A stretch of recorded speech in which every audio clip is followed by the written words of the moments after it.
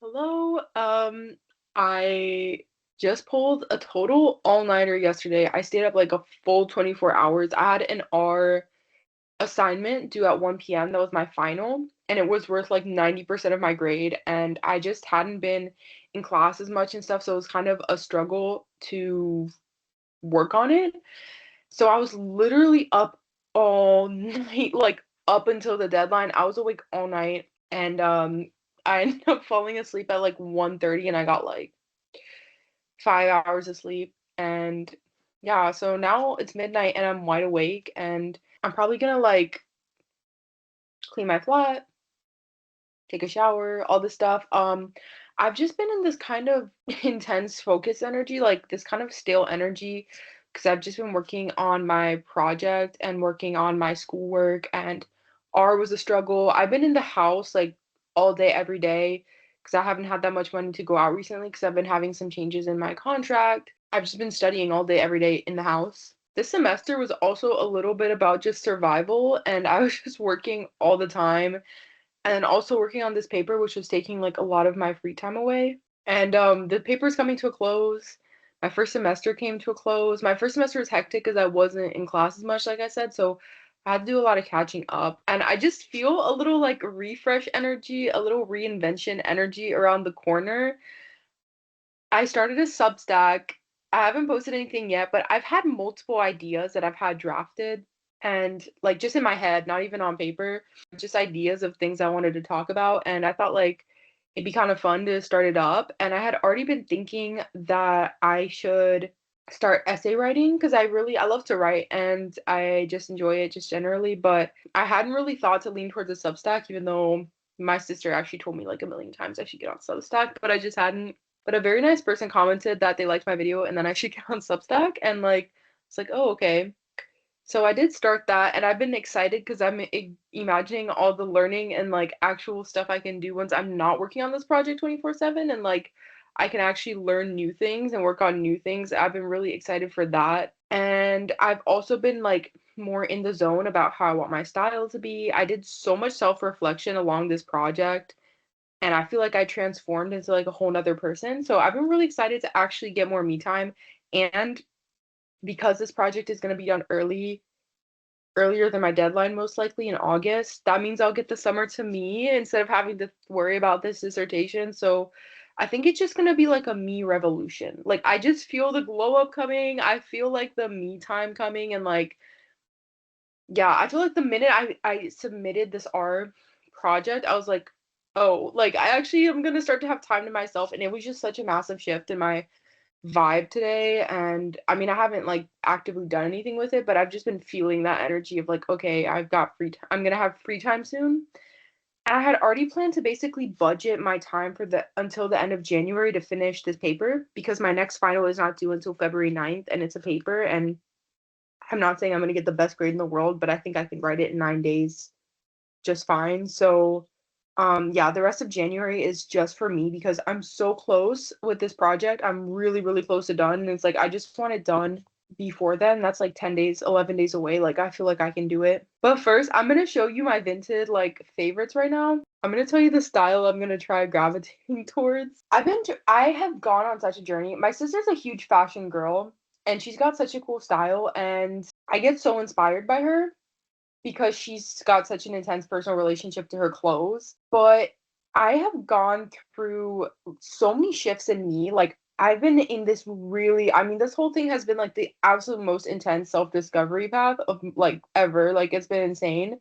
I just feel like my sense of self has been in such flux. Like, I haven't really known who I am and how to present myself externally. So I haven't been dressing that like exciting. I was like, I feel like I went through so many shifts where I was like, okay, do I try to dress a little bit more trendy? Does that make sense for me? Or do I try to dress more like flattering? And like I just went through all these different things and I feel like sometimes I didn't feel much like myself in any of my clothes. And then I had this realization recently. I was like, I'm like a classic. That's like the energy that I want to portray. Cause I'm planning if everything in my life goes right, I want to be a writer. I want to write books. I think I just started over the course of the last year, I started to realize that I have ideas. I was like, I actually have like unique ideas and theories and things that I'm gonna flesh out in my life. And I was like, that's like me. That's my personality. And I would say like I started to get more of a sense of who I am, I think. And this YouTube was such a great place to explore myself and try out different parts of my identity. And I think the biggest takeaway I took from it is that I really like to have I like ideas and I like to generate ideas, and that's just like my central personality. And I was like, that's why I'm gonna lean in. And I like Jane Birkin, and I don't know, I just have my own influences. Joan Baez. Like I even made like a whole video at one point. This is you. My YouTube has been such a little self-discovery like hub for me of just exploring my own ideas. But yes, I was like looking at. I was like, I like that little like intellectually '60s vibe. I feel like I love like the '60s a lot in terms of style. So let me show you. When I was younger, okay, this looks kind of silly, but when I was younger, I used to be obsessed with Peter Pan collars, and I was like, where did that go? Let me go back to that. I want some Peter Pan collars. I think they'd look so cute on me with some sweaters underneath and like these cute little like Frenchy 60s like energy. I feel like would match me. Grow my hair out. I was growing my hair out, but I recently cut it like just a bit again because the thing is I haven't been able to afford a good haircut. And if I don't have like layers and stuff, I have very, very thick hair and it gets very weighed down. And I was just like, it just looks frumpy. So I cut it again, but I'm still planning on growing it out. And I was like, these little cute sweaters. Yeah, I think I was overthinking it. I was like, I love a good long sleeve top. I have a lot of long sleeves. I just, I think I was trying to, I think people think that having a unique style, or I thought having a unique style meant that I had to like do something really different. But it's like, I don't think that I don't have that kind of brain to be like, you know how people on like TikTok, they'll be like, yeah, so I'm just throwing on like a hat on top of like a shirt and like all these like those do these like super layered looks. I'm like, I just don't think that I have that type of creativity, unfortunately. But I just think this would look cute on me. It would make sense for me. And yeah, I've been trying to figure out my look, and I just feel like I'm gonna go more like classic energy will make sense for me, but still girly and feminine because I feel like I'm a girl at heart.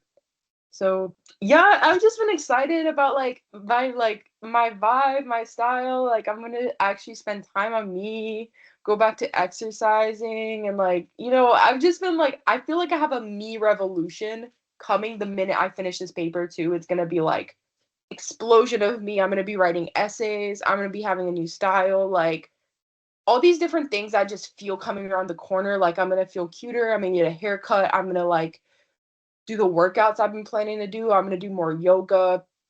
I'm gonna do well in class. Like all these different things. I'm like, ugh, the minute the paper is done, yes. And yeah, I felt that when I set my Substack up too. I was like, this is a good space.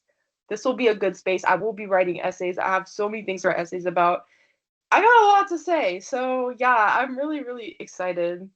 And then two of my family members, this was so sweet of them. They got like a little like they paid for my Substack because you can pay for people's Substack, and that was so sweet. And they didn't need to do that. It was my dad and my stepmom, and I was like, oh, like they didn't have to do that, but it was like planting the seed of me being a writer. That's my first money I'll make for my writing. So I was like, yeah, okay, I feel like a good energy coming in. I feel like actually it's funny because there was like the new year, but I feel like the end of January to me in my head is my personal new year. Like this January has been an extension of my project journey that's gone into like from last year to now. So I'm kind of still in last year where I feel like my new year energy is starting next. And I also haven't gotten paid for this month. So it's been kind of a drag down month. Like it's just been studying and stuff. But yay, like new me and everything. It's gonna be so good. And just taking more time to breathe. I feel like my whole system just sometimes feels so overloaded. Like I just get overloaded feeling so often, and I feel like it throws off my vibe and my appearance and my everything. I also went to one of my friends' parties recently that I finally the stars aligned. I actually had money. It was the same people I was gonna see New Year's. I had money. I had everything, and yeah, like I went to their party, and there was like it was so fun. Like there were so many nice people. And yeah, I was just like, oh, I can make friends. Like, I feel like I have friends coming. Even when I was at my master's degree program, last semester, I was like, no, I wasn't even there. And like mentally, I was not there. I was working on this. So I was not making friends. Like people, I went to the end of year party and people were like, are you new? Like they literally didn't know me because I was like never interacting with people. But then on this first week of class, I actually like had like three conversations, and I was like, "Yes, new me friends, like a life, everything on the other side of this paper. Like, thank you, Lord." So yeah, I'm really hype about that, and but I think the minute this paper is done too, I can finally get like a good mental rest, and I think it'll be good because I'll have a little bit more stamina. I just feel like I've been so low on like mental stamina recently. 'Cause just like this has been such a learning intensive year. Like I learned literally a whole new thing I'd never learned before, and that took so much brain power and it was like a lot. And then having to write like a massive paper and everything, it was just like a lot of brain power. I feel like I get home and I just don't have brain power left. And then when I look at school, I don't have brain power left. So we're gonna like chill. And then yes, the next 10 days are budgeted. They are budgeted for me. They're allocated to this project and just finishing it. So I never well, no, I want to think about it again. I don't want to never think about it again, but yeah. Anyways, yes, I've been really excited. Maybe I'll use my first writing money to get myself a little Peter Pan collar shirt. I just think it looks so cute. Yeah. Morning. Today's gonna be a big writing day. I ended up being really tired last night and I let myself sleep because I stayed up so long the day before that and I was just exhausted from all of my work and everything. So I thought it'd be better to get some rest because I had a meeting at 9:30 in the morning, but I'm really tired today still. But I finally have some more money because I've been broke all month. Like I had this issue with my contract at my job, so I haven't had any money at all. Now I have some money. So I'm gonna go out to a coffee shop today, which is something I haven't done in a long time, and churn this thing out. What I did first, it's like my second wake up, because I had a meeting, but I've just been in bed because I'm so tired. I like to do these meditations where it has you visualize your goals. I have used the same two for like years now. Like I've been using them for maybe like 3 years, and they're really useful for getting yourself through to the end of a goal. And they really helped me when I didn't have like when I was really nervous that certain things weren't gonna happen for me, or that I was like, I'm not gonna have a job, whatever. I would do this like every morning and night, honestly. And I stopped doing them for a while, but recently I have been doing them again because I've been feeling a bit of doubt. Basically, I was just visualizing what I wanted this, like I was visualizing my paper done, and I visualized like all the my paper with all the different like rules in it, like the little rules of my computational model, and everything is like finished, everything. And then I started visualizing something else. I visualized myself at academic conferences and presenting my work, and making like one of those posters that people make at academic conferences and everything, and just like presenting and everything. And I also visualized me with the identity of someone who has a publication, because I think that's going to be such a massive identity shift for me, as like I am a published scientist is going to be very, very different once it's done. So, yeah, those are all the things I visualized this morning. And basically, I'm just going to get dressed, get ready, and everything, and go out to a coffee shop. What I really want to do today, I need to do some exploration of the stuff that I decided at the end of my last video about the amygdala, and see if I can make sure that that fits right. I'm dying to see my advisor, my supervisor, so bad, and I am fully expecting him to like make cuts for me, not for me, but tell me like, that shouldn't, that's not really like, that's not cohesive, that's not this. That's what I'm expecting um to probably happen, and I want that because yeah, I just want to know like what's possible and what's easy. But I have recently found, I've been reading more papers and watching videos on synaptic tagging that I'll probably continue to do today. But I've read a really good paper on synaptic tagging in the CA1. and was about STDP. And I want to anchor in a little bit to see if I can kind of get good information together for my advisor. What's it called again? Supervisor, my supervisor. And just make sure that all the mechanisms are working together well and that everything makes sense. Because I think even though that idea, like the problem solving that I did was still useful and I feel like it still helped me, like I think that's the right direction. I just haven't like cemented it yet, so I'm feeling still a little bit insecure about it and like, does this work? Is this right? All this different stuff. So I just need to read a little bit more and see like how do I actually think that it works. So I'm still feeling a little bit insecure about like everything in my idea. So that's basically what we're gonna do today, and I am gonna go to a coffee shop. And yes, I'm gonna make a big healthy breakfast this morning and just off we go.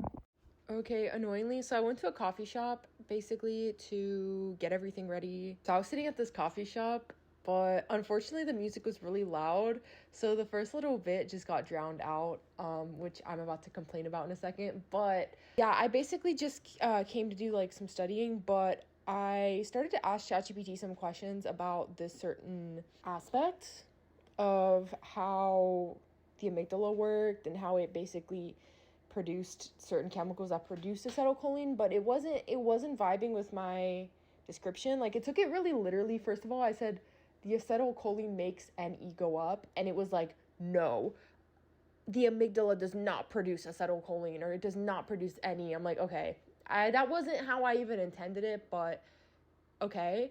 But yeah, it really wasn't vibing with my description. But that's fine. So then I started getting a little freaked out, like maybe I have this like really off, and that was kind of one of my leads. So yeah, I just started getting nervous looking at like just how much there was to this. This is kind of a hot take, but I kind of wish that coffee shops wouldn't play loud music all the time, because I'm constantly like trying to have a meeting or do something in a coffee shop and they're blasting like music. It's nice when there's nobody here, but sometimes it's like, you know what I mean? It's like, it's nice when I'm not working, but when you're working, it's like, bro. Anyways, I keep wondering if I should, like, how much do I actually put into this thing? I just overall wish places would blast music less. I know, again, hot take. I don't notice it most of the time, but it's like when you aren't in the mood for it, it's like, bro, like, you know when you're in the supermarket and they're like blasting like top 40 hits and you're like, it's already loud in here. There's a lot of people in here. But anyways, I don't know. I just keep going through this thing and I'm like, I don't know if I'm doing better or worse. It's like the more I know, the less experience I feel. But at the same time, it's getting a bit better. So I don't know. Honestly, the whole thing is stupid. I'm just like, I feel like the further down I go, the more like it just feels like I just don't know enough. I'd never wanted to deal with this NE neuromodulator in the first place, so I don't even care to necessarily interact with it, and it's definitely not going in my model unless it's necessary, and I don't think it is.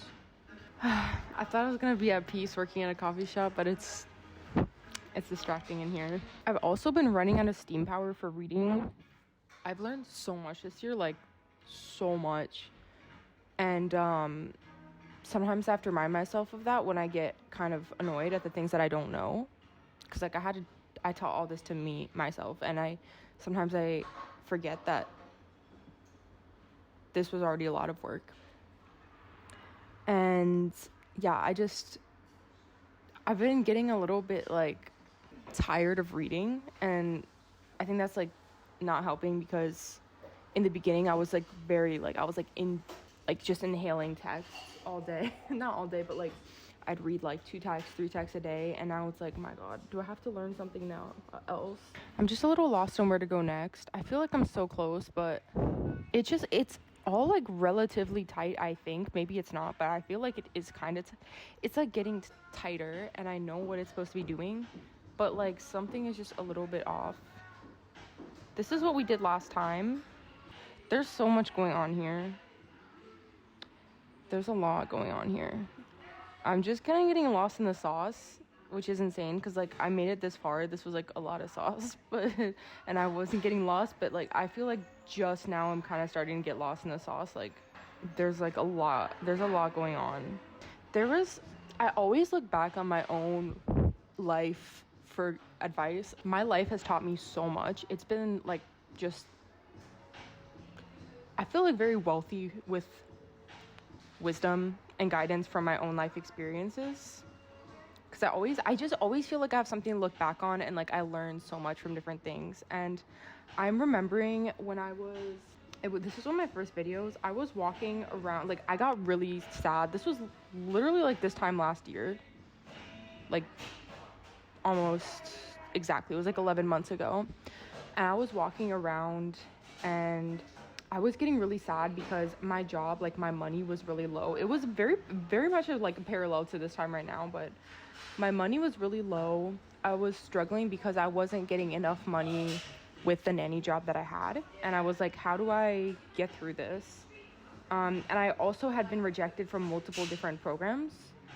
And I was really nervous about that, and nervous that I wasn't going to get into any. And I was in this ball of stress. I was like, am I like, what if I don't get into any program? Like, I'll have to go, like, I don't know. I was like, what do I do? Like, all these different things. Granted, I got into one of the programs, so it was all stress for nothing. But, well, that's exactly what I look at. I'm going to, like, link the video up here, but this is why I make my own, like, I started making videos for myself, like I said at the end of the last video, because it helps me to remember, like, I go back to my old videos and I think about the lessons that I learned at those points in time. And the big lesson that I learned at that point in time, where I was walking around and I was talking about this movie, Kiki's Delivery Service, where it's like this witch and she's going out into the world, and she's like all hyped up that she's gonna be a witch and she's gonna, like, you know, do all this magic to sell. Like, people are gonna pay for her, no, for her flying. She likes to fly on her broomstick to deliver things. And she hits a point with it where she's producing and like, you know, working that she loses her magic completely, and she feels like she can't fly at all. She like loses her ability to fly on her broomstick, and then she loses her ability to communicate with her cat familiar. And I was talking about that movie in that video, and I was talking about how I felt like her a little bit, where it's like sometimes I felt like my magic was a little gone, where I had been building and building and growing, and I just hit this standstill where I was like, I feel like I'm not doing, like, I don't know what step to take next. I feel like I rely on my own personal magic to get myself through life, like my own, like, internal magic. I feel where I generate, like, I'm always generating like a little solution for myself, and like I'm a good problem solver and stuff like that, which is why I trusted myself to go into this project in the first place. And I'm happy because I'm here and I'm so far in. But it's funny because at the end I actually gave myself a little tarot reading, and in the tarot reading it said, I asked, how do I find my magic again? And the tarot reading said, this is the magic. And I've actually found it cute looking back, because I watched it again like months later. I hadn't seen it in forever, and I was like, it actually was. It's funny because I was actually walking around my own school campus in that video being like, am I not going to get into any school? And I ended up, this YouTube was so magical for me because I ended up putting my whole project on here, and this project has grown so much, and it's been such a good place for me to like learn and grow and all these different things, even if it's just for me.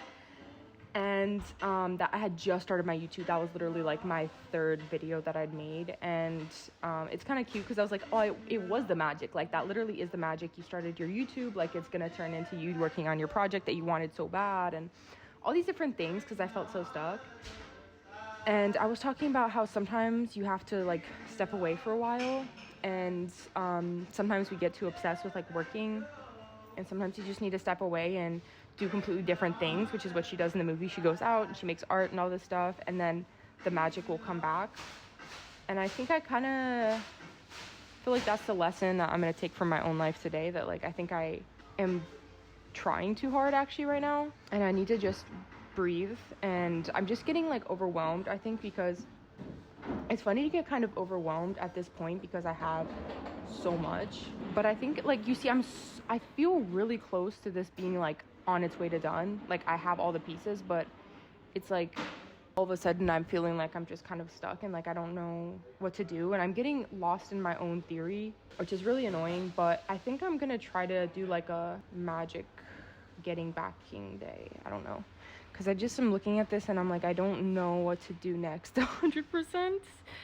And you know, sometimes the answers are actually in my own papers. So what I might do instead I hate to do it because I'm like, I feel like I've been in such a flow with like my paper, like I want to keep doing it, but it's like I think I need to go back to some of my old papers and put them in get them in there.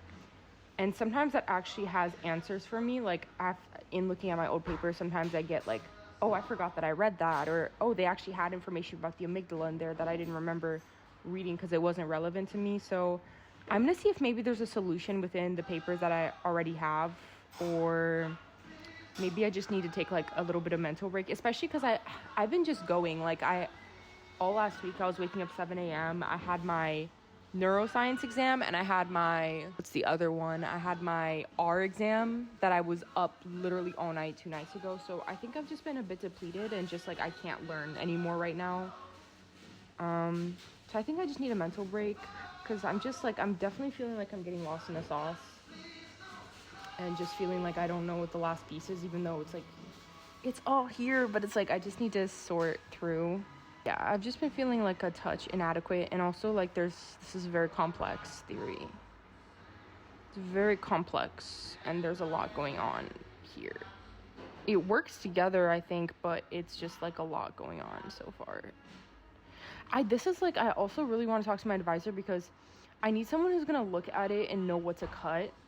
I don't know, like my tendency, because I don't like I'm not as knowledgeable, is to keep adding, I think. But I need like I think I also maybe could use some cutting away. Like at one point I cut like memory binding. I was like, okay, that's not relevant enough and it's too hard, so I cut that. But I just feel like it could use somebody who knows what to cut if anything needs to be cut. Maybe this could even be cut. I don't know. Like I could just cut all this. I don't know what's worth cutting, what's worth keeping. I don't know. So yeah, that's been kind of driving me insane. Yeah, okay, I guess I'll finish my coffee because this coffee shop closes in 10 minutes, and then I'll just see if I can take a break from using my magic or getting obsessed with my magic today, like I said in that video.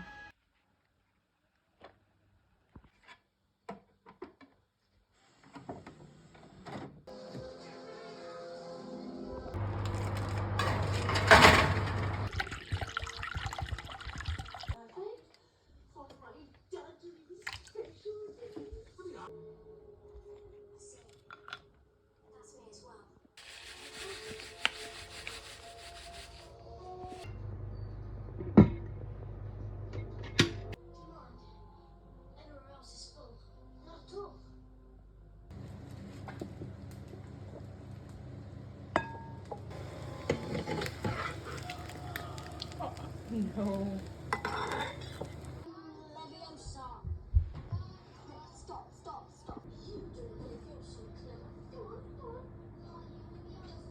All right, back home now, and now we took some time to rest, to eat, watching Harry Potter, which I thrifted just today, which was so funny because I was just talking about magic and everything, and then I found it. I was like, I want to watch it, but I actually went back to the source. I went to back to read more papers, and I found some that I think are really promising. And I'm gonna be reading them, talking about them, and basically just doling them out to my rough draft. Okay, part of the reason I wanted to watch Harry Potter is actually, this is so silly, but I said, I don't know, I've had the most random hyperfixations this year.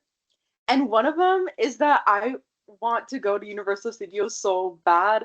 I don't know like what about this year has triggered that desire for me, but I've been wanting to go so bad. Like it actually motivates me. I'll be watching Universal Studios like videos, like people doing vlogs, and I'm like, yes, once I'm done with this, I will like figure out and I want to like go with my friends and stuff. Yeah, and then they have like the Wizarding World of Harry Potter or whatever, so I was like in the mood because I kept seeing it in the videos. But I didn't want to pay for the movie like online, so it's good I got it secondhand. But anyways, I've been reading this paper. I like literally just started. I downloaded like a few different papers. So a pilot study of closed loop neuromodulation for treatment resistant PTSD. And yeah, they're looking so the actually the closed loop simulation paper I started with was in rats, and they were looking at sharp wave ripples. That was one of the first papers I even read for this entire thing. But this one is actually a bit different. It seems, well, I'm gonna see, but it looks like it's targeting the amygdala. But I think that will actually be interesting for me right now because I need to learn more about the amygdala to get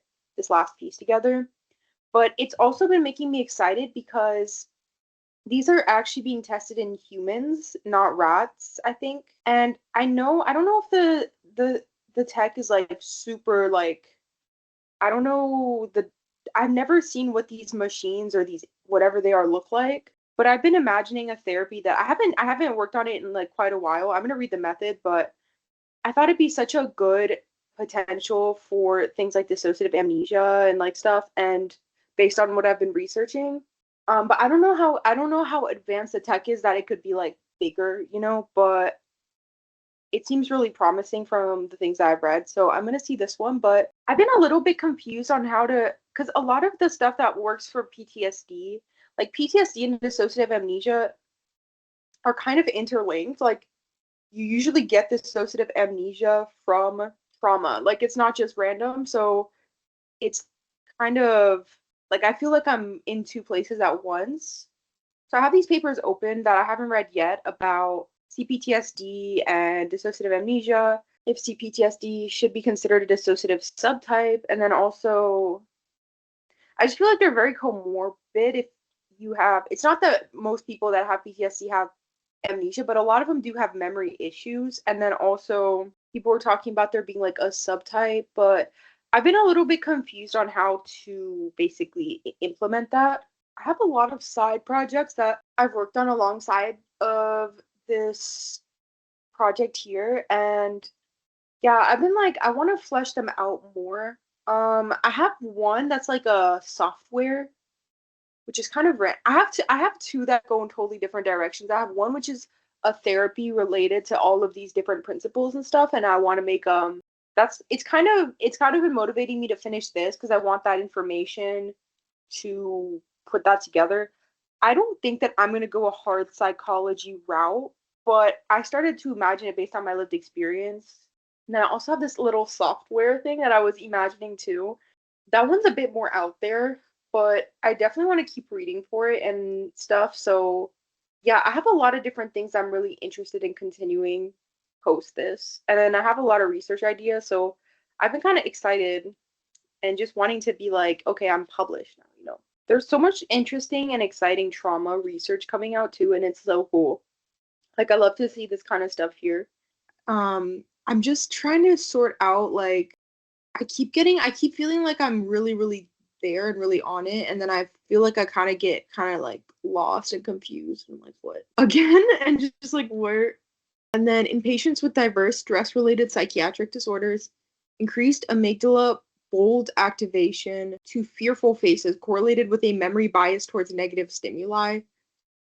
It's probably important, but again, I can't get everything into my model. That's been like one of my big things recently is like I can't put everything in, like I have to be selective.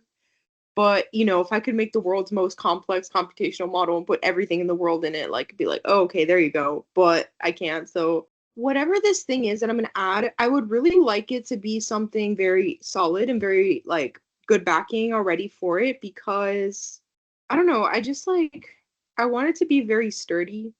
That's my goal. That's what I really would like. I don't want it to be too like out there and based on a bunch of stuff that's like controversial or there's not good backing or like just want it to be very solid. One of the little like projects that I've been imagining on the side, definitely don't have the experience for it right now at all, but it's just like something I used to just have fun or like imagine or also like test out different ideas that I'm learning about. Like I really want to learn more about AI and I have like a book that I want to read more and stuff. So yeah, but one of them is this like rat brain computer program, which sounds kind of funny, but I keep going back and forth on whether I like it or not. Like I have these little YouTube videos that I kind of like this style of me like putting a little simple idea together, but I keep going back and forth on it and I'm like, do I like it? Is it good? I don't know. I just like have gone back and forth, but I keep being like, do I take them down? Do I keep them up? I don't know.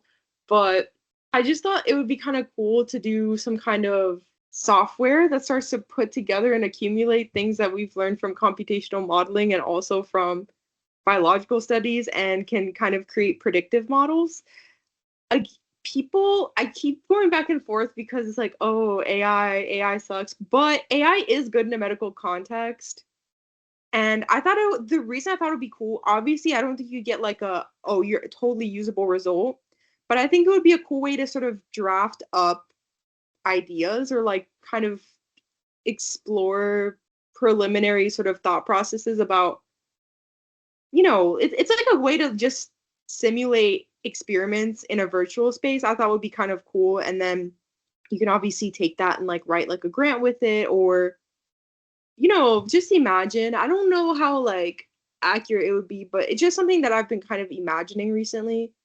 I don't know why I'm even mentioning it, but it just came to mind just now. But I've gone back and forth on it. Like, do I like it? It's funny because as a scientist or as someone who's like getting into this, like I am so amazed by AI and like everything that it's done, and I'm just like I feel like if you use it responsibly, it's a great thing.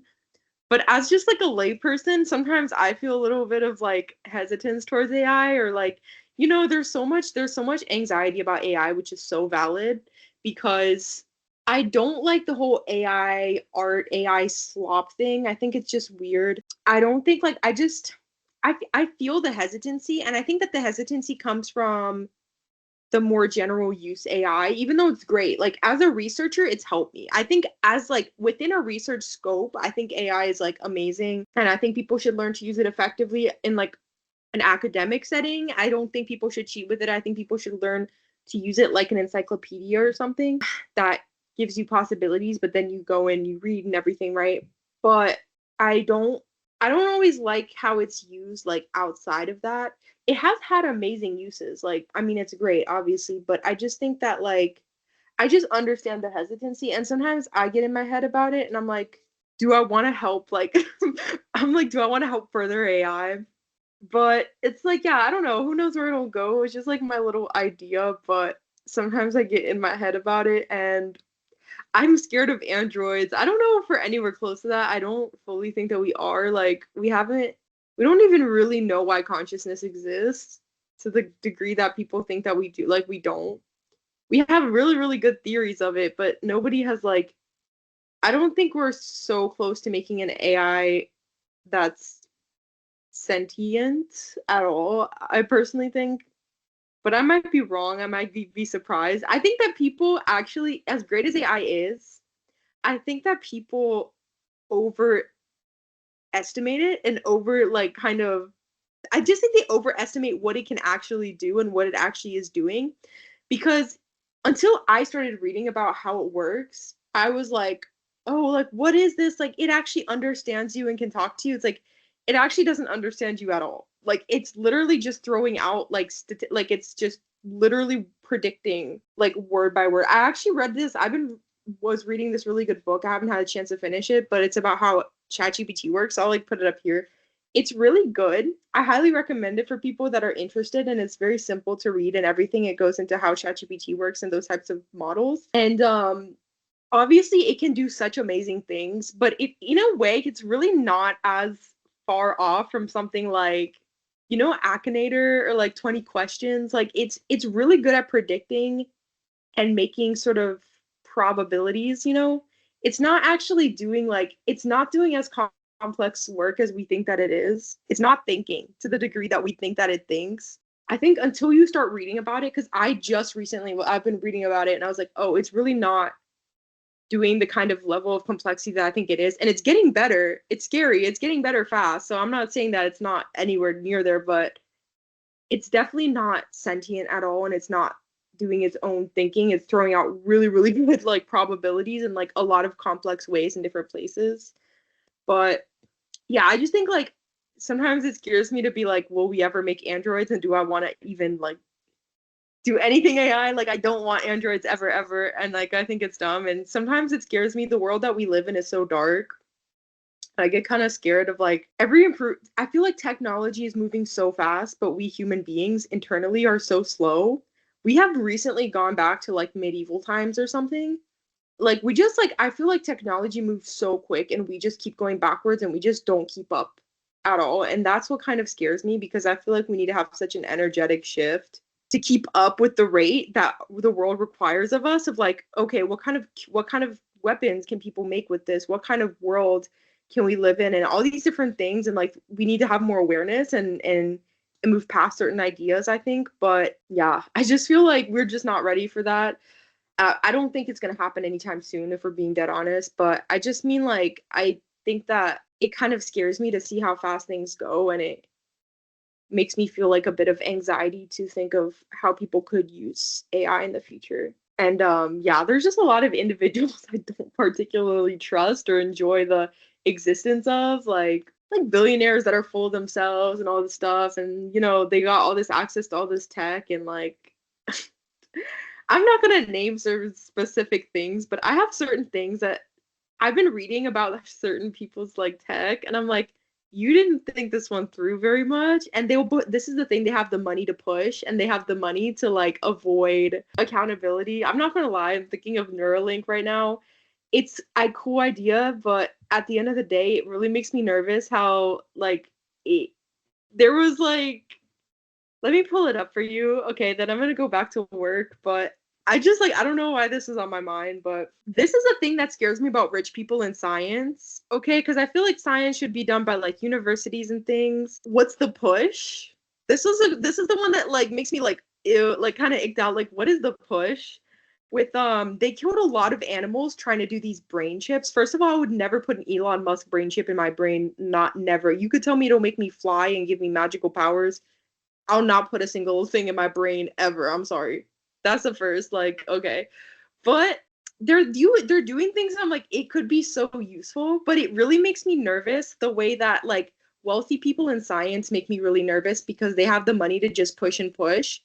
And instead of going back and being like, hey, let's really make sure this thing is like really, really good and really like solid and safe, they just basically avoid accountability and they killed a lot of animals trying to do this technology. And there was a lot of speculate or like a lot of worries about the safety or the conditions of the animals. And they were actually being sued and they were going to have like a federal trial. And then soon after, Mr. Dictator, uh ex best friend of this man over here, went into power and it got tossed and it just got forgotten. And these are the things that worry me about wealthy people in science. And it scares me the kind of access that these individuals have to technology. It really worries me. I'm not going to lie to you.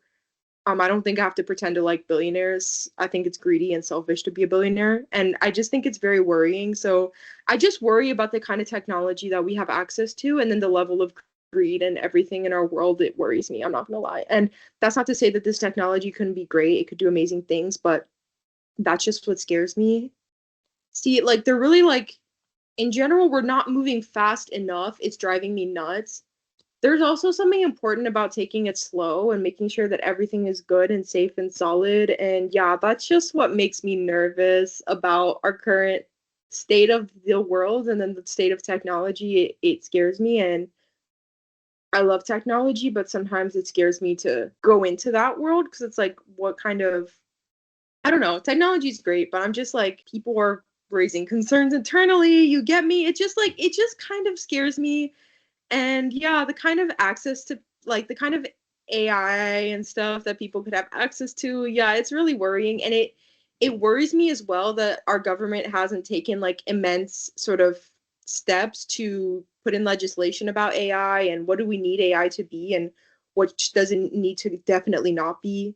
Also as a survivor, like thinking about the kind of this is why is it all coming back to this man? I wasn't even trying to talk about him, but I think he's the scary tech guy. Like he's the one I'm like, there's a little something, something going on here. It kind of scares me. Like, but everything going on here, I'm sorry, I'm gonna be straight up. It's very dark. Okay, I think we can all agree there's something very, very dark and sinister going on in this realm of company of individual of okay, can we be on like sorry, but yeah, this is really weird too this man does not need access to technology to the degree that he does, and it's really a financial thing and a financial reason that it's like this is happening. But this is the other thing that is absolutely disgusting, and like the fact that we don't haven't had made any legislation about this yet is also incredibly worrying.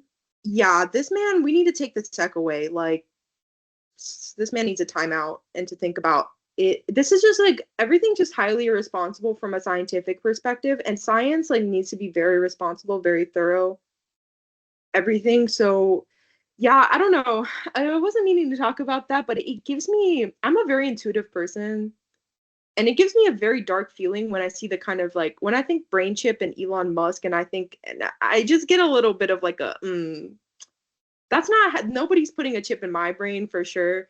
I'm grateful that the work that people are doing in the company might be able to help people who are like paralyzed and stuff, but also the pushiness of like we need to push, and they're already doing human trials.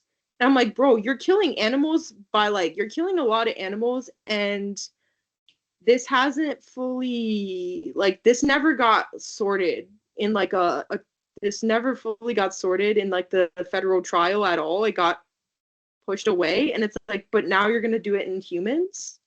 It's really worrying. It's really, really worrying. I don't like it. It's creepy, and it's giving everything coming out of yeah, I mean obviously they're not friends anymore, but they were friends, this man and another one, and it's giving evil scientists from a comic book, like, you get me. So it kind of worries me, but anyways, that's the kind of stuff that makes me be like, do I want to keep, you get me. Anyways, let me go back to mine. Right now I'm still in good energy with the science. This is still good.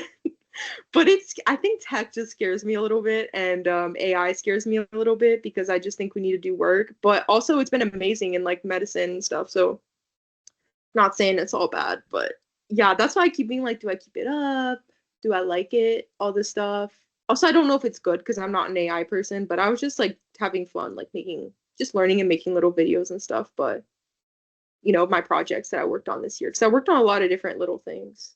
This was the big one though. Honestly, the tech that billionaires are doing, no offense, you couldn't get it near me. I know the glasses are coming out, and it's like, oh whoa, the glasses that have like the little, I'm not putting that on my face. I don't like, tech billionaires have proven time and time again to just be constantly doing something that is so icky, and to think that they would be constantly like having access to anything that could show you like where I am, what I'm doing, like all these different things, and like such intense access to me, I don't like it. And I don't mean to sound like a conspiracy theorist, but I think everything I've seen in the news has been like, that's not a conspiracy theory, that's just their intention. And it gives me the ick. And I don't like the idea of being constantly attached to a billionaire's anything. Not my vibe. I'm sorry, but yeah, it's just not my thing.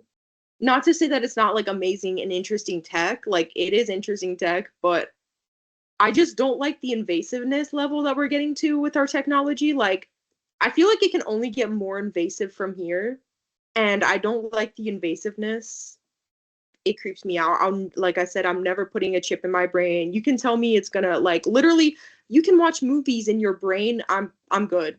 I got my DVDs. Like I'm okay. We're kind of in like, I'm in such an awkward spot with my project right now. Like I need to find more papers on this amygdala like situation, but I just don't know. Like there's so many different ways that I could take it right now, and I just like, where do I go with it? But if anything, like I'm not interested in ever being like, tech billionaire is definitely not the life for me. I just think it's kind of like, no, not my vibe. I don't know. I just feel like science should be for good. Science should be to help people, and yeah, it just like it kind of just gives me like a little like especially to see a non-neuroscientist who's got his hands all up in like I don't know. Anyways, we're not gonna go further, but that's just like my little thought process, and I feel like things should be done well, thoroughly checked, make sure everything is great, and like, not rushed and pushed, and should be for the greater good of humanity as well, and not for profit. I don't think science, especially not science as medical and all that stuff, should be for profit. Also, imagine like, I'm just like, there's so many creepy possibilities of science in the future of like Okay, wait. First of all, where do we go from here? I'm just like I'm lost. Like I don't know like where do I take it? Where do I take it? I could go so many places right now. I don't know. I guess I'll keep reading about this. That paper was really good, but it was about the amygdala. That wasn't the closed loop simulation that I was looking for. But it's like, for example, I don't want a world where I have a chip and like people are sending ads into my brain. And I know that on the surface it seems like this is all for like, oh, we're gonna give people their sight back. Or, let's be totally honest, that's definitely on people's minds. Like it's gotta be like, I think there's absolutely no way that's not in the mind of the creator of that tech at all. Yeah, and I just feel a little bit of hesitance, and I don't like imagine a world where people like literally are like transmuting like desires. You know what I mean? Like, oh, all of a sudden like I feel pleasure when I look at this particular ad or something. Things like creepy things like that I think are sort of in an imaginative place right now, but obviously could be in the future. Who knows? I mean, at least attempts. Yeah, I just feel like we're really in this weird comic book era, and I just think it's the combo of tech moving fast and people getting greedier for money is like a creepy and unnerving combination. People just love to take things that are for necessity as well and make them kind of cosmetic or whatever. Like I'm thinking now of like Ozempic that was made for people with diabetes, and now celebrities are using it as a weight loss drug. Things like that. That's kind of the weird spot of science where it's like, yeah, I don't know. It's a little creepy. Science kind of makes me uncomfortable now and again. Like I'm happy to be here, but it's like, you know, you just never know where what you're doing is gonna go, and that gives me nerves. Because I feel like I'm not gonna ever say them out loud, but sometimes I get visions of where this and that can go, and it gives me some nervousness. Yeah, we're in such a creepy age right now, I think. Even just like the level of procedures people are getting. I'm not even someone who's like, oh, never do this or that, but the way some people have been looking recently, it just gives you the creeps. I just think like the future it's like kind of tacky and creepy, like the energy that we're going down at the current moment. And like, I'm sorry, but like you see celebrities and the fact that they're all getting that buccal fat removal, it's like it's creepy. It doesn't look good, and I don't understand. Like, I just feel like science is in this weird creepy zone right now where it's like it just gives you the ick a little bit, and I feel like it's so we're leaning into kind of an unnatural era, and I don't want to be like super like apocalyptic about it. I don't see it like that at all, like 100%. I think, for example, AI, I think people overdo it. I think it'll be good in certain directions. I don't think it'll be good across the board for everything. Psychologically, I don't even know if it's good for us all the time, but I don't want to be super doom and gloom. But it is kind of a creepy era for science right now, and like I think that the level of modification and like things coming around the corner, like modifying our genes or like brain chips that can make you see the world the way you want to see it, or just creepy stuff like that where we need to touch grass a little bit sometimes. And it's just like also these like tech billionaire people that are, I think tech billionaires like the new big thing as well to a certain degree. And since like Apple and Microsoft and all that became kind of like the age of like the tech billionaire occurred, and it just, I feel like tech and billionaire is a combo that scares me. And then tech and billionaire and getting their hands all dirty in like the government, and the government's in a dictatorship, it just doesn't give you a good vibe. And I don't know, like I don't want to be all nervous about it, but it just like, I just think it just gives you the ick a little bit. Tech billionaires kind of give me the ick in many different ways. And yeah, science should be used carefully and in a good way, and it is great, but it's like the same people that are like supporting these people with like their whole heart also don't even like vaccines. And so I just like it's really a weird vibe, weird era for science right now where people are like, no vaccines, but yes, everything Elon Musk does, and like I will do whatever you say. You know what I mean? It's like kind of just a weird energy. And I also recently saw this thing that's like even people rejecting, like for example, like science is wrong. We will only eat red meat, no vegetables. And it's like, but literally you will worship tech billionaires that are doing constructing horrors beyond our comprehension. And this is the thing that's really funny that I saw somebody say online recently. It's the same people that are super for the authoritarian government that we have right now that are like that were once like get the government out of our this and our that and like all these different things, and now they're like, yes, I think that everybody should carry their papers 24/7 and the government should have full access to everything we do, and I want them to basically do whatever they want. And it's like, weren't you the same ones like tripping out about how conspiracy theories and how everyone's all involved and like all this stuff, and they're tracking us and everything that we do? It's like it's the same people with those like paranoias that are also like super about this government, and I'm like, what's not clicking? That they're actually doing that thing that you're afraid of openly and admitting to it and like all this stuff and are super all up in our space, but like that's cool. Like I don't anyways, I'm talking too much. I'm gonna stop talking so I can think and figure out like where do I go from here at this thing. But I think see some of these Sharpwave Ripple papers I'm gonna save to read in class tomorrow because I've been reading some stuff in class. If I'm gonna be distracted, I might as well be productively distracted. But yeah, it just really kind of people are so confusing. Humans are so confusing, and they will go for the most contradictory things. Or I'm like, you are supporting the thing that you are terrified of and you hate. Like, okay, well, anyways, you do you, but it just kind of creeps you out, and yeah, it's just a creepy era. Anyways, that's why I kept going back and forth on whether I want those videos up, but hopefully it'll be for good, or it just sucks and it'll just never get done anyways. But Okay, I don't know why all my audio keeps getting erased, but summary, I was in on a 10-minute break in class.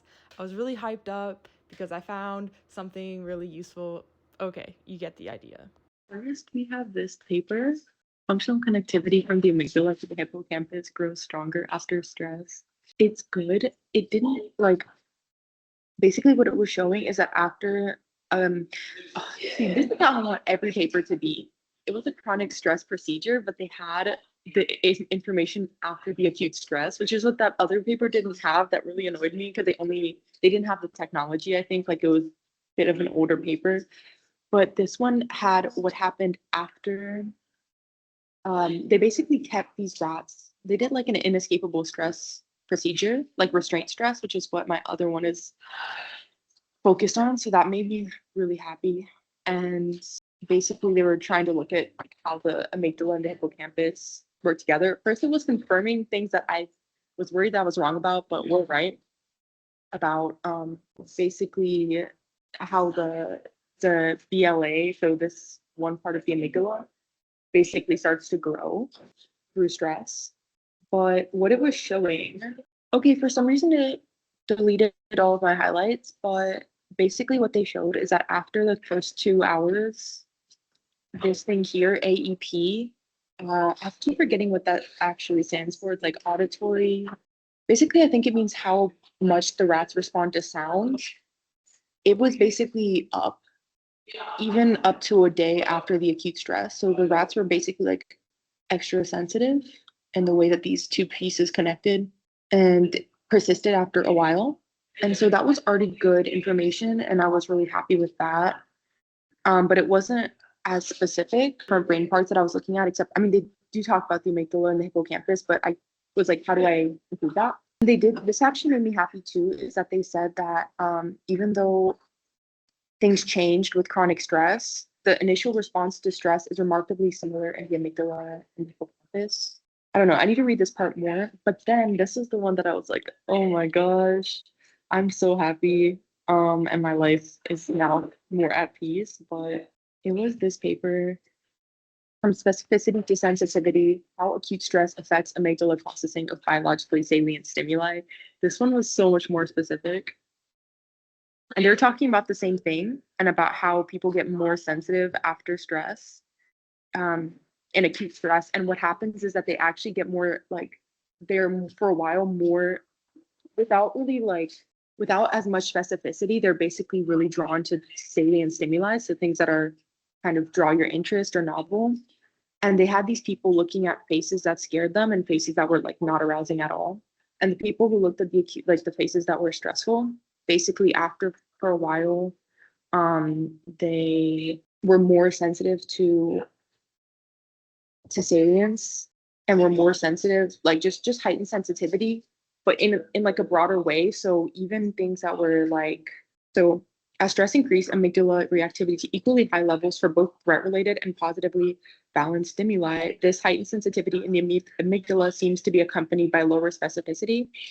And that's really accurate, like really specific to my paper, because the ACH in the rats actually went up, but to something positive, which was them being like releasing, but it still went up just as high. So I think that was pretty relevant. And then the thing that I was like, God really loves me today, is that it actually brought it back to those same brain parts that I was looking at yesterday that I was like, I had given up on because I thought I was like kind of getting it wrong. But it said these actually were like part of it. So central driving force of the stress effects might be found in elevated activity of the locus whole, I don't know how to say this, NE system. So LC to NE, which is what I had written in my paper. And I even deleted it because I was like, oh, I think I got it wrong based on what ChatGPT said. Always read more like ChatGPT. Like I think it was right, but like I was still accurate, you see. So given that the amygdala receives direct intervention from LC, wait, and any levels in the amygdala rise in response to stressful stimuli, which is what I had already said, one might postulate that moderately elevated baseline levels of NE in the stress group drive the observed high phasic amygdala responses. And that's what I was gonna do in the first place. So we're so back. We are so back. I was like, I'm a failure. What am I talking about? But we're back. And then, so this mechanism, LC to NE, might promote a state of focused attention to potential stressors. Oh, through this mechanism, and however, additional studies probing the directly the interplay between amygdala and LC stress induction are needed. So we got it. So this is where we're going next, because that's where I was going in the beginning of the video. And you see how ChatGPT, like, it's kind of a hater. It's kind of a hater, and it was kind of throwing me off. It was literally, I was actually offended. Like, it was like, it told me my idea was mechanistically sloppy. And I was like, why is it sloppy? And it was explaining why it was sloppy. And I was like, I've never heard ChatGPT randomly call me sloppy from the get-go. Usually it's so like polite. So that made me feel like I was really off base, but like I wasn't. See, that's why you always read. ChatGPT is like, I'm sure it was right, but it's like, I wasn't as off base as it was trying to make me feel like I was. See, because I had read that in a paper. Like that's why I was asking it in the first place, because I read that in a paper. And then I was just trying to get more information, but it was like, no, you're sloppy. And I hate you. Just kidding. But that's basically what it felt like. But anyways, but yeah, so I'm really happy. And I'm basically just gonna keep reading. I have a lot of papers now to read, but this is definitely the last missing piece. And so I think we're kind of done. I just need to get more info and figure out how that's going to translate into my model. But like, we're so back. I thought I'd flopped. Okay, back to class. Okay, I've been taking some time to also think about the future. I think this whole entire thing has naturally just, I feel like it set such a good foundation for my life. And I have such a strong sense of direction now of where I actually want to go and need to go and everything. And I just feel a lot more adult as well and capable and all these different things. So I've been just taking some time to imagine the future, imagine like where do I want to go next? Also because my master's is going to be done in a few months. And I'm just thinking like, do I want to stay in London? Do I want to go?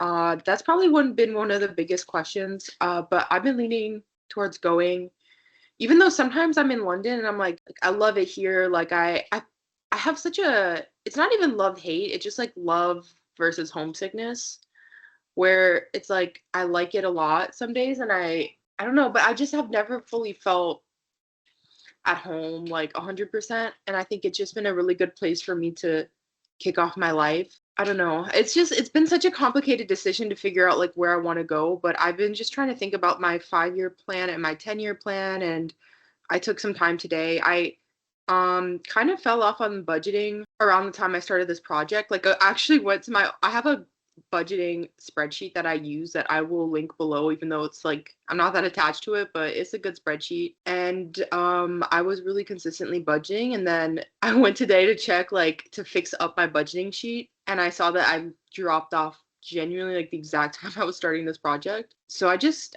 fixed it up again.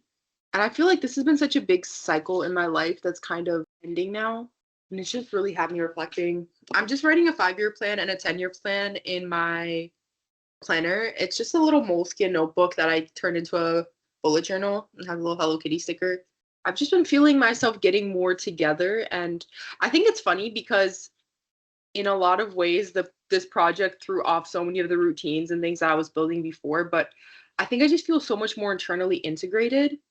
Like this was such a healing thing for the last year that I think I feel so much more stable on the inside, and I feel like I know myself and like I understand myself. I know how to take care of myself, and also like I have all these different adult-esque qualities that I think I just didn't really trust myself to have before. And like, I finish things and I can, all these different things. And I have like a career path that I wanted, because before I was like, where do I go with this desire that I have, which was to figure out all the stuff about dissociation. So yeah, basically that's where I've been, and I've just been trying to like reflect. I made a big Notion page today of like what I want in my future house, what I want my apartment to look like, all these other little things. But my 5-year plan, so if it's 2026 now, this is until 2031 is insane. 2031, I will be 29, going on 30. That's a big 5 years. I definitely have been thinking that I think I'm gonna take a year off from, like, I'm not gonna jump into another program unless by magic that ends up being part of my life plan, but I don't think that it's gonna happen. I'm not gonna go after a PhD program yet because I really feel like I want to do a master's in some kind of computational neuroscience-esque thing, or systems neuroscience, not even computational neuroscience, systems neuroscience. I should get a master's because I don't think a PhD program would take me anyways, but there's just a lot to learn that I don't know. And it would be great to have an actual formal education. I actually, in the off chance I stay here, but this is the general kind of thing I'm gonna search for. There's like a master's PhD program here in London, but I thought I definitely am just gonna go do like master's straight into PhD, whatever it is I do, because I love research. I'm obviously like really passionate about it, and I just think that that's the way for me. So I'm gonna take a year off before going into that, but um, because I need to figure myself out financially, figure out where I want to go, but I'll definitely do that. That's probably my big thing. That's gonna make up a bulk of like my next 5 years probably.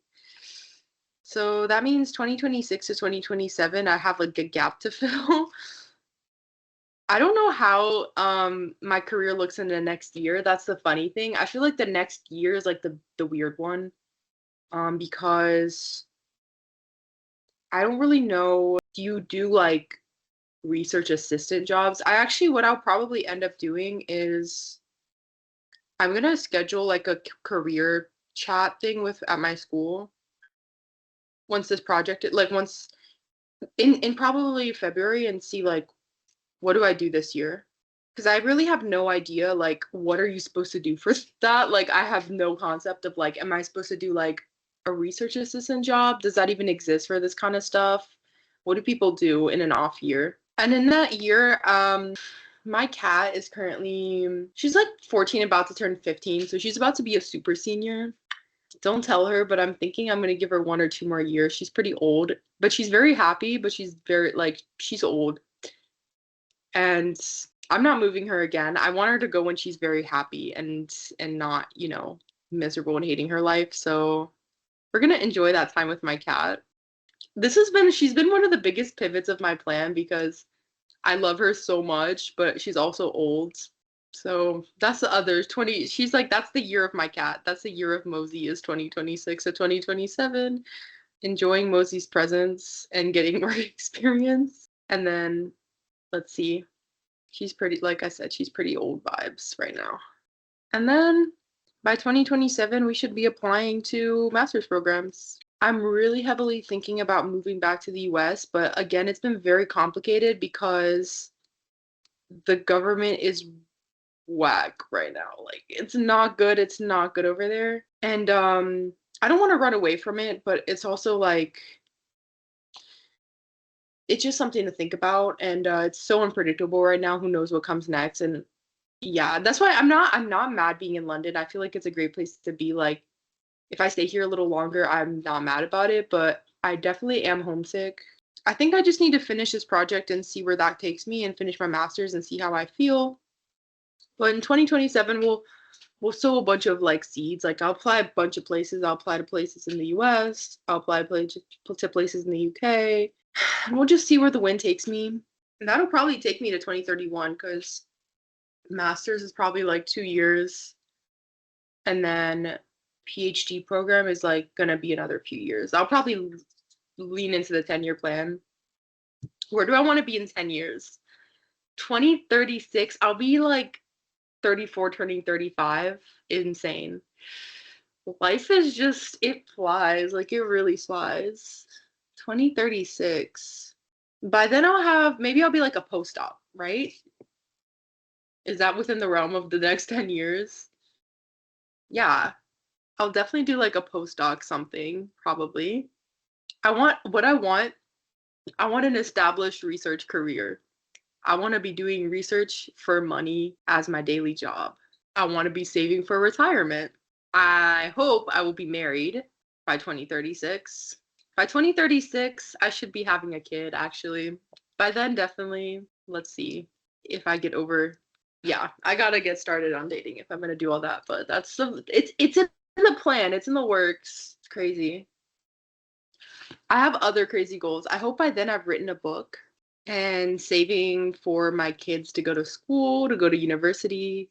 This is very doable. I feel like my plans have gotten like very realistic. Like this is incredibly doable. I can definitely like without a doubt do this in the next 10 years. The first one was the crazy one. I feel like my craziest goal was my first one, which was find a way to go from comparative literature to neuroscience. And I was like, how I feel like that was the crazy goal, but now that I'm over like the crazy goal and it doesn't seem that crazy, I'm like, oh, this is super manageable. Like this stuff is easy. This was the hard year, I think. Definitely by then I'll have paid off school debt. I actually would like to do that in the next 5 years, like paid off school loans. But who knows? I'll probably have to take more out for masters, so I think I could totally do that in the next 5 years, but we're just gonna play it safe just in case. What I want to do, like one day, I'll have my own research lab. I don't know if that'll happen in 10 years. I highly doubt it. But one day, it's like that's like my big goal. Have my own research lab somewhere. And it's like the Rasha Turner lab. I don't know what it'd actually be called, but it'd be something like that. And I'll be doing research on arousal and what?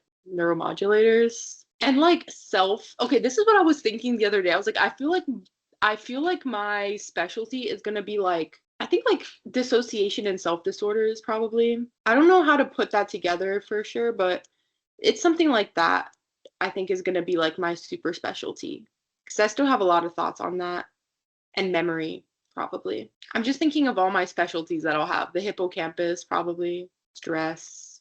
Yeah, I'll be like an arousal expert. Arousal, self disorders, dissociation expert person doing research in that.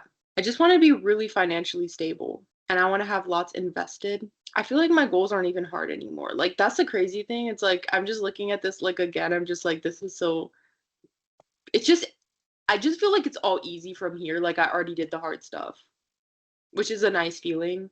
Probably the next hard thing is just figuring out what to do this year, but that's not too hard. Oh, this is my other 10-year goal. It's a little crazy. Not crazy, but I want a beach house in my favorite city in Brazil so I can go visit my family and my family can go be in Brazil. I already have that's been my plan for years. It's not I don't know if it's my favorite city so like ever, but it's like my favorite city that I've been to with a beach. But I'm gatekeeping. Just kidding. Beach house in Brazil. Yeah, I think that's everything for like the 10-year plan. That's everything I want. So 5-year plan, master's, PhD program in systems neuroscience, something. I have other things that I want, but they're not like, they're kind of smaller goals. Like, I want to learn how to code. I want to master R. I want to master Python. I have a lot of different like coding languages. I want to learn more about AI and like how to do that. I'm randomly like a techie girl now. I don't know where that came from, but I guess that's what we're doing. And then the 10-year plan, we got postdoc, maybe, established research career, saving for retirement, married with kids, like babies, not older kids. I want to have written a book. I want to be saving for university for my kids. I want to pay off school loans for sure within 10 years. Financially stable, investing, maybe a beach house if we've gotten to that point financially. I really hope so. And I don't know if it's in the next 10 years, but maybe there's like a 20-year plan is like my own research lab. Working in dissociation and self disorders and memory and hippocampus and arousal. Yes, that's the 10-year plan. Okay, so now we actually have to finish this so this can become a reality. I guess that's what we're doing next. First, I'm going to drop some random life advice. Then I'm going to tell you what I've been thinking about my paper. I feel like everybody at some point, doesn't matter what age you are, if you're in your 20s, definitely do it because you have less to lose by a lot. But I think everybody at some point in time should take like a year to actually follow your body, follow that thing that you've like it's really been on the back of your mind that you're like, I really feel like my life would change if I did this.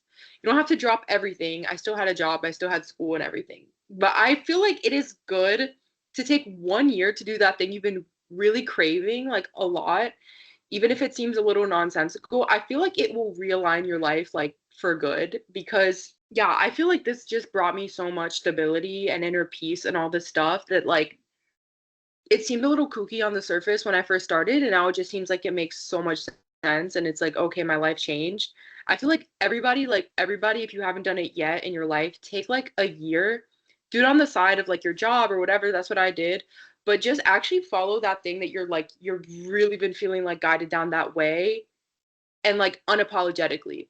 Like truly give yourself permission. And if stuff falls off to the side, so be it. A lot of stuff fell off to the side for me. Like I dropped the gym, my social life wasn't as good, but I took a year, like this year, because it's been almost a year since I started this project. It's definitely been like my first YouTube video was 11 months ago, and I feel like I started this thing like maybe like a month or two into my YouTube. So it's been almost a year.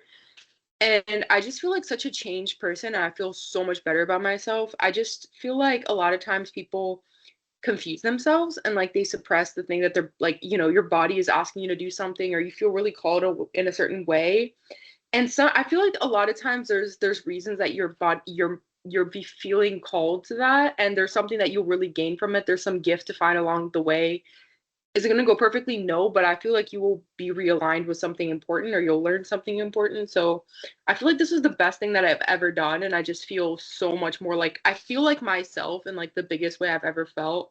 Like I really feel like I was meant to be here and all this stuff. And I feel like I have so much to give and I just feel useful. So I feel like it's just like I highly recommend it.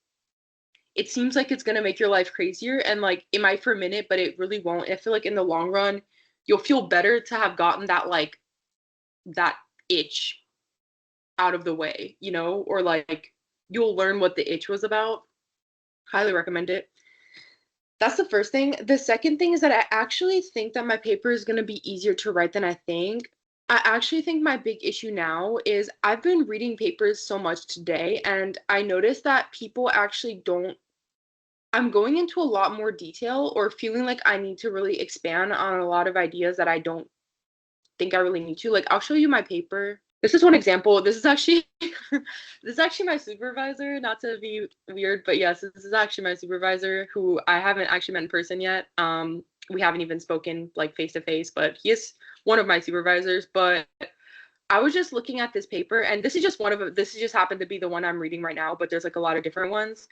And what I actually noticed is that I don't think it's a bad thing, but I'm spending a lot of time actually expanding on the theory that I'm talking about and giving a lot of information.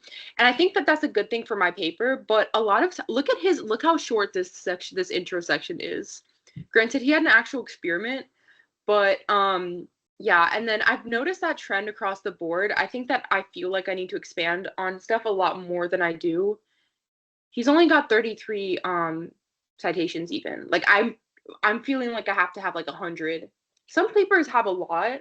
And again, I don't think it's a bad thing for mine. And I mean, I need to have the word count anyways for my dissertation. I want to expand on it because I think it'll improve, like, help with the flow of actually going into computational modeling and for people to know what it's about. Because I feel like I'm making my computational model for psychologists. So that's why I've been spending that extra time. But let me show you even what I mean. This was actually the paper that was citing him. So it's a really, really long dissertation. Their conclusion is actually quite short. The thing is that they unfortunately they weren't able to find like they didn't weren't able to actually give the conclusion they were hoping for. They were trying to look at closed loop simulation. So they're trying to see if basically like using this sort of therapy, like this sort of technology, basically if they would be able to single out.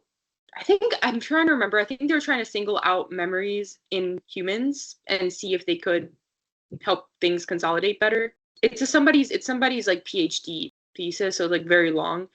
They have a similar setup to me where they have all these different sections, and granted they have a lot more information to cover, and it is like a PhD thing, so it's like literally 81 pages long. But I think that what I'm noticing is that people they're actually going into it like quite a bit because I think, people also have a word count to hit, but they're not they don't have to give like an overall like I don't know how to put it, but people it's like sometimes people really just spend like 2, 3 sentences on something. And the other thing is that people are citing a lot less than I thought. There's certain places where you get papers where people have like 1, 2, 3, 4, 5 sources at the end of a sentence, sometimes. But honestly, I've been reading like the other one I read today was this one, which was people giving another. I read a lot today. It was like a new technology for sharp wave ripples, but basically they didn't speak that long either. And sometimes they really only cited like one person. And I'm feeling like I need to super duper legitimize everything that I say with like 1,000 sources and all this stuff. And I think that I don't need to do that as much as I feel like I do. Again, I think it might be a bit different because they're showing their own like technology, and I think that that's probably adding to the vibe. But like I'll show you my paper. This is my paper currently, and for example, I was feeling like I was gonna have to write 3, 4 sentences on the CA1 being suppressed. I don't think that I do. I think I just need to write like probably 2 sentences. Or like when I'm talking about acetylcholine, I felt like I had to give like, like a massive overview of acetylcholine, but it's like I don't think that I actually do need to give that much information. Like where is it? Neuromodulator acetylcholine suppresses the production of I'm giving like such a wide overview of acetylcholine, and I'm like, I think that nobody needs to know that much. Like it is kind of like there's stuff that's relevant or interesting, but do they need to know that's responsible for selective attention? No, no one needs to know that. Like this can just be cut. It's just stuff like that I think that's like I just feel like I need to give like countless information. But it's like I don't need to do that much. And I also like I think I'm also trying to do that because I'm trying to hit like a source count. Like I'm trying to get when I first started this project, I asked ChatGPT how many sources I'd need for like a legitimate paper because I knew nothing. And it was telling me 60. And I did notice that a lot of people tended to have over 60. I've definitely at this point must have read over 100 papers, so I don't think that that's really an issue for me, but I think I was getting nervous about having enough citations. And so I was just trying to like cram a little bit or just make sure every paper was being used, but I don't think that I do need to do that. And that'll probably actually make it easier for me to write and just help me because this is already like 30 and these are all good sources that I definitely use for sure. Like there's like 25 and it's definitely not everything. But yeah, I think that'll just strengthen and I think it'll make it easier. Also, like not every single source needs to have like 7 citations.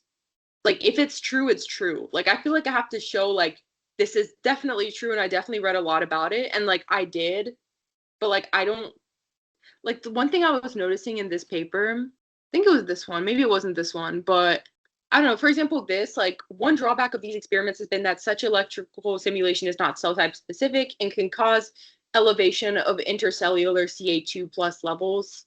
Okay, I feel like if I were to write that, I'd be like, I need to show definitively that every single paper has shown this and it is the most legitimate thing in the world because I don't know. I don't know why I feel the need to do that. But it's like they literally gave one thing. And I feel like people sometimes I notice that people actually make like kind of definitive statements about the situation, only citing like one paper. Like they'll be like, yes, this has been shown, and it's like a singular source. And obviously nobody questioned them and they got their paper published. So I think I don't need to do like I think I'm just a little bit in a better place than I feel, and I actually would benefit from getting less stressed out and just being like, okay, I actually have enough sources. I don't need to have like 700 sources. I don't need to like do this and that. And just to give like a like more general overview, I think would be useful. So my own reflections. But yeah, I hope that's right. Also, people have talked about place cells and not referenced John O'Keefe, and I did read his paper, so I'll definitely put in the one that I read. But I think I've also been feeling like I need to cram in some people. Like, I do want to make sure everybody I read is in there, but like for example, sometimes people cite him a lot because he kind of started it all.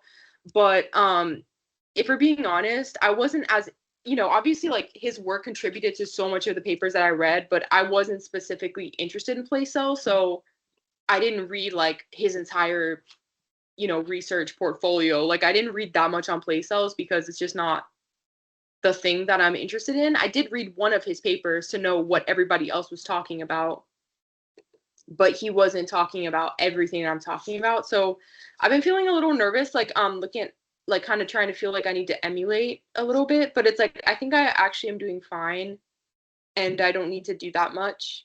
So I think it might be a little bit more done than I think right now, which is nice because I'm actually really tired. Like I worked a lot today. The reason I want to work a lot now is because I budgeted these 10 days, like I said, and it would be really nice to get a good amount done.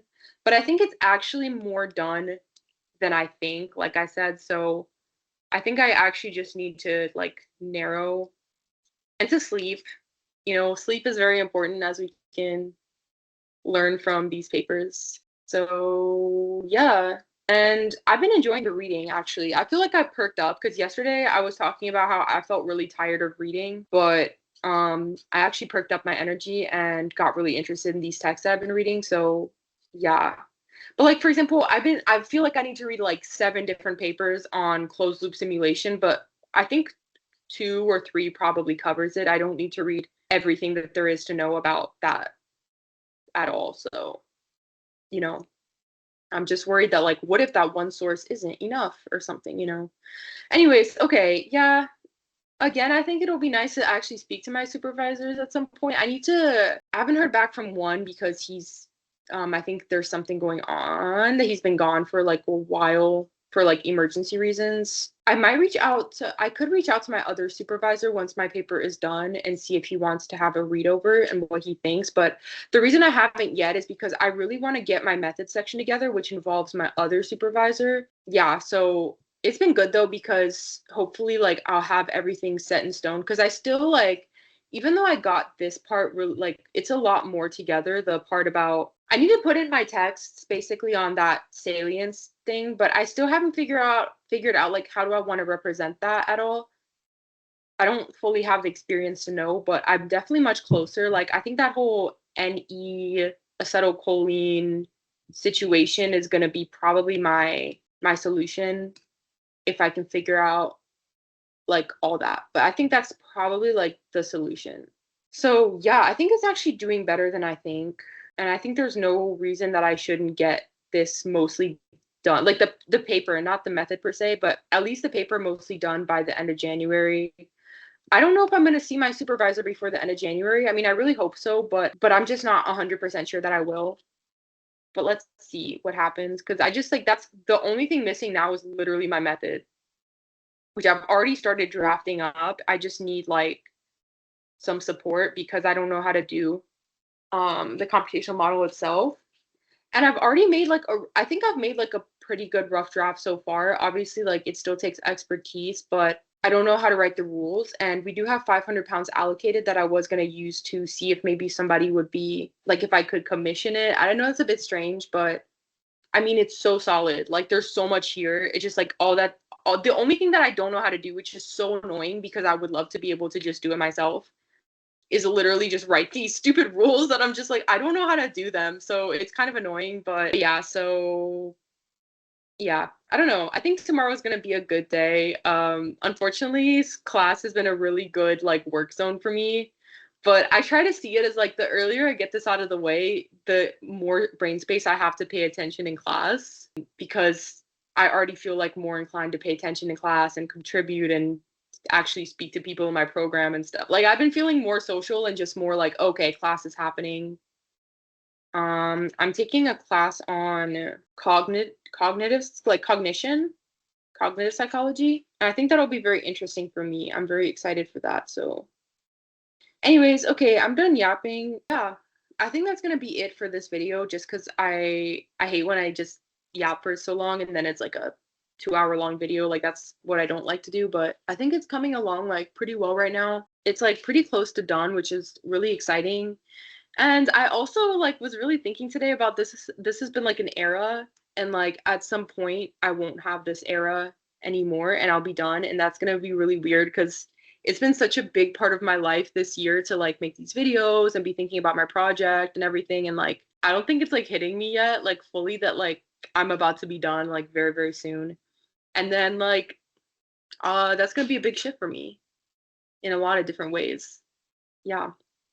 So yeah, I hope this inspires somebody to go follow that random urge to go do something for like a year.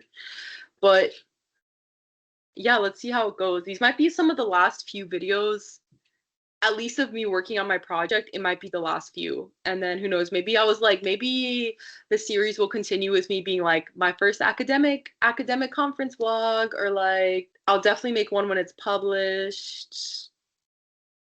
I don't know. Who knows? Like who knows what else will happen with this project? I have no idea, but yeah, it's kind of like the end of a journey soon, emotionally, and also literally like this project is so close, so kind of weird. All right, let's see.